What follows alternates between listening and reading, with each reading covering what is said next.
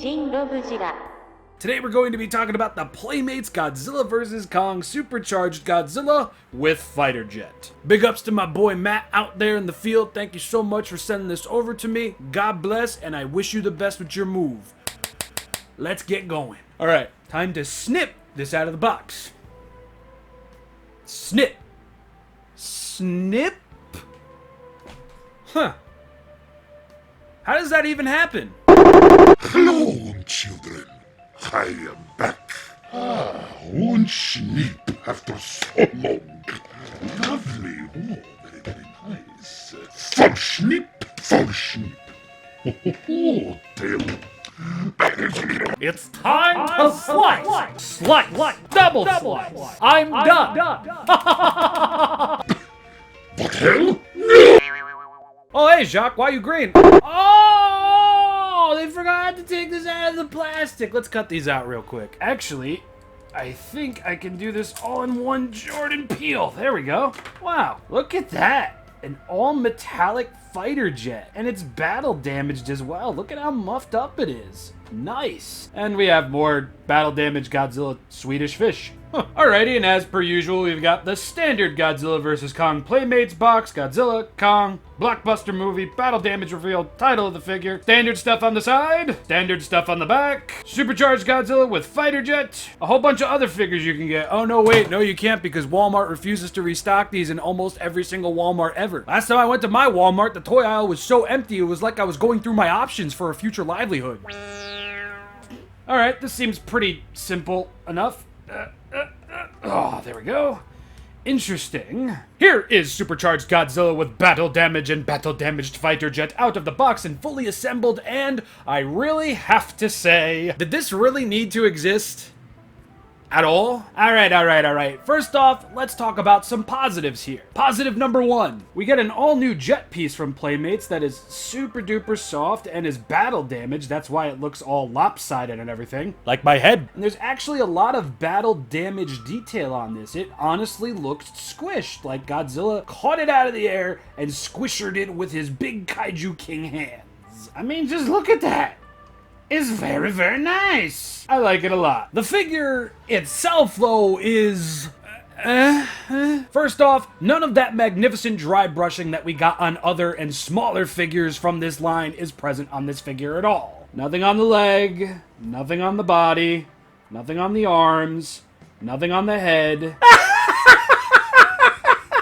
Nothing on the opposite side, nothing on the opposite arm, nothing on the opposite leg. All we get close to that is the blue paint glow. There's an upside to all this, but let's continue on with this downside. That doesn't look like...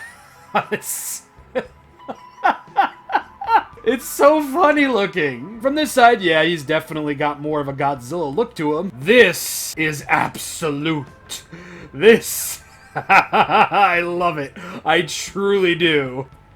It's definitely not as bad as I think it is, but it's still pretty bad in comparison to what we've got prior. Let's stop saying that and just start showing that. But before we do, the teeth paint on this thing's kind of funny because it really does look like Godzilla's got a milk mustache. It does. It's like he's got white lipstick on. And it's extra funny because it's only present on the top jaw, not on the bottom jaw.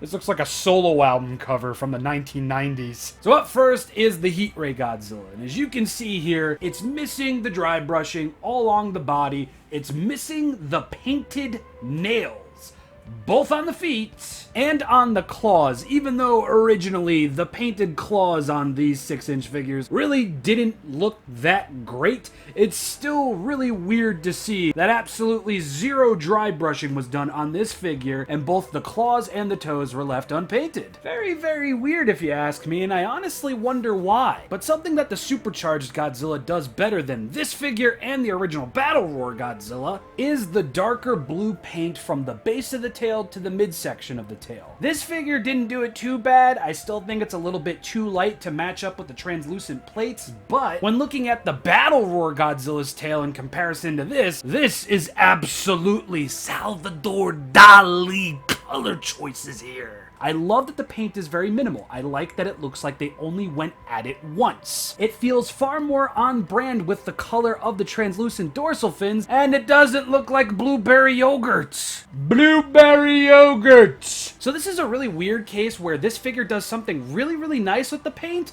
but also lacks paint from past releases. The detailing on the figure, however, is pretty much what we've seen before. I do feel the figure really could have used some of that gray dry brushing on him, because it just would have brought out so many of these hidden details due to cheap plastic out from the depths. I don't know why Playmates went against that, but they did.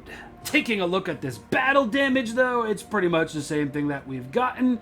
Still very nicely detailed. The rubbery Swedish fish skin tag from Godzilla is nicely detailed and is very consistent with what Godzilla's chest looks like. It continues on the armor plating design and looks pretty spot on. Yeah, the material doesn't really match up with the plastic, but are we really going to take off points for that? No. In terms of the sculpt, though, the only thing that I would really take points off for is just this neck.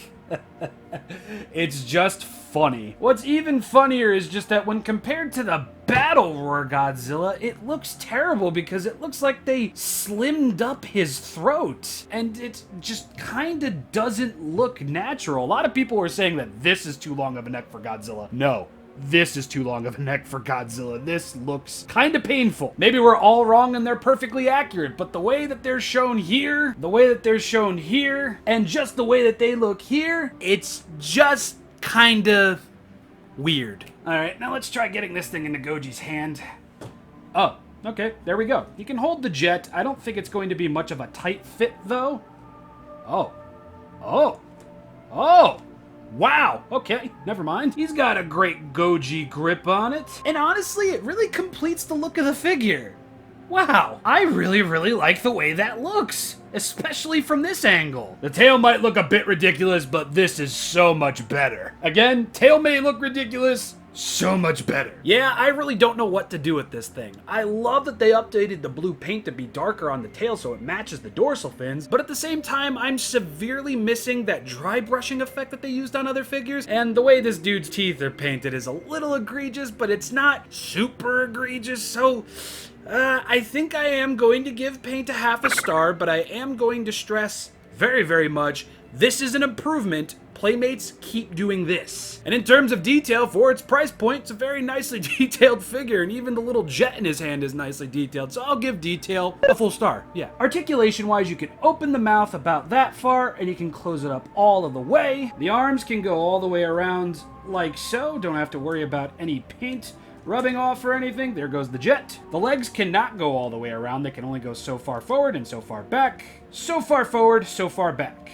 And the tail, as you saw earlier, is on a ball joint, so it's going to have a ball joint level of movement, and you will be able to turn it in every which way. And I don't think the ankles are meant to move this time. That's something that I missed with the Battle Roar Godzilla. He had swivelable ankles. So in terms of articulation, this guy had everything I pretty much expected from him. I really do wish that the head could move, and I do wish the ankles could move too, but neither of them are really needed, especially when his head looks like this. So I'm going to give articulation another solid star. 2.5 stars out of 3, that is not bad, and in all honesty, for being the hollow husk of the Battle Roar Godzilla, this guy ain't too bad.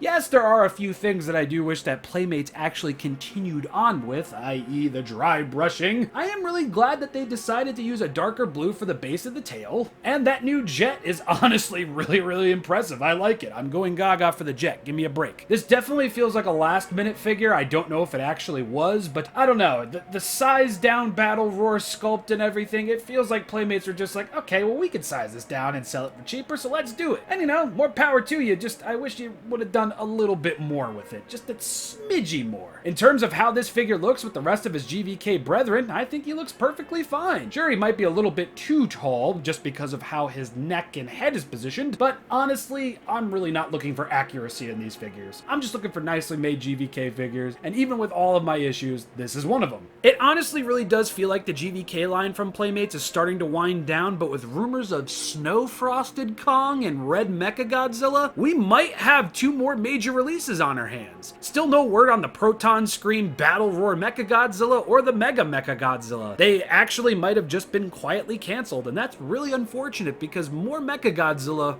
that's a gift. It's a gift that I hope we get eventually. Anyway, that's about going to be it for me, friends and neighbors. I will see you all next week with my 3-part mini-series. Starting on Monday. Have a lovely sleep, have a lovely day, have a lovely weekend, have a lovely awakening, revitalization, something. I've been ShinRobjira, and I'll see you all next time. Bye.